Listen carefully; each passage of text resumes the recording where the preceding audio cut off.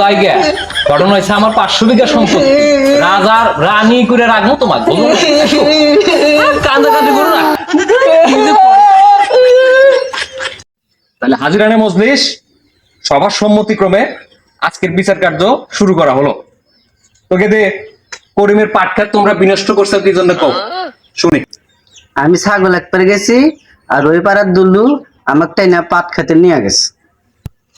দুলু পাট খেতে নিয়ে গেছে, এই দুলা করলে হবো নাকি? এনে শরীয়তের বিচার করবেন নসি, এনে ফাইজলাম কি করবে আসি নাই, টোটালি পুরা টুক কয়া লাগবো। আমি ছাগল একবার নছি আর ওই পাড়ার দুল্লু এসে আমার কাছে আসলো, কাছে এসে কয়জন যায় পাট খেতে যায়। আমি কইলাম যে যাবো না। না কয় কি কয় না কয় না কয়, আমি পাট খেত নিয়ে যাই নাই ওই একটা কইতেছে চাকরির বাল ও তো একটু কইতেছে মহিলা মানুষ কিন্তু মিশা তো পাই নাকি? হ্যাঁ তুই পাট খেতের মধ্যে নিয়ে যাস নাই, অকামা করস নাই। সারার পর তো চুল করে সাইজ কি দেখছেন নাকি? এরকম চুল করে সাইজ দেখছেন, পুরাই রং গেঞ্জি পরে চুল করে বাতাসে ঘুরে গিরের মধ্যে হাওয়ায় ওড়ে। শালার চরিত্রই খারাপ, চরিত্র আজকে বিচার করবো, আজকে কঠোর বিচার করবো, শরীয়তের বিচার করবো। দুলু তারপরে কি করছে কওছেন? আমার পাট খেতে নিয়ে অকামা হচ্ছে, তারপর আপনি বুঝে নেন। আহা ওখানে কি আমরা ছিলাম নাকি? আমরা কি ছিলাম? আপনারা কি কেউ ছিলেন? কেউ ছিল না, আমরা বুঝবো কেমনে? খুলে গাও, তুমি খুলে গাও। পাট খেতে নিয়ে যায়, পাট খেতে নিয়ে যায় আমার কাপড় খুলছে।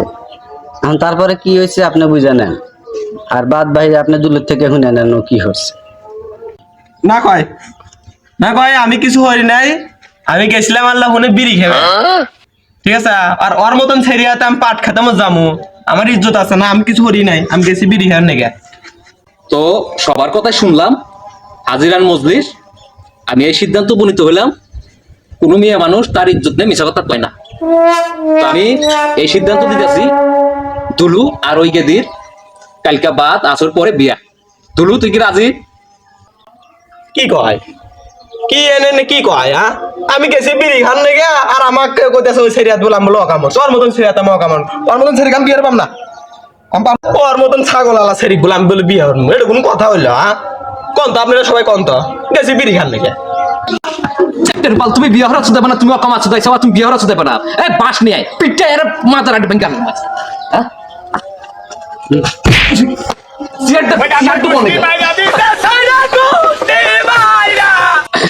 কোনো কথা হইল, এটা কোনো কথার মধ্যেই বললো না মাতবার সাহেব, এটা কোনো কথাই হইলো না।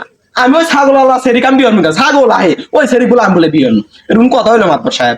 হ্যাঁ আপনি কন গেছি বিড়ি খান নেই গ্যাস মাতবার সাহেব, তাহলে আপনার একটা ব্যবস্থা হর মানি, তাহলে আল্লাহ বিষয়টা দেখেন, ঠিক আছে? আপনার বিষয় আমি দেখ মানি।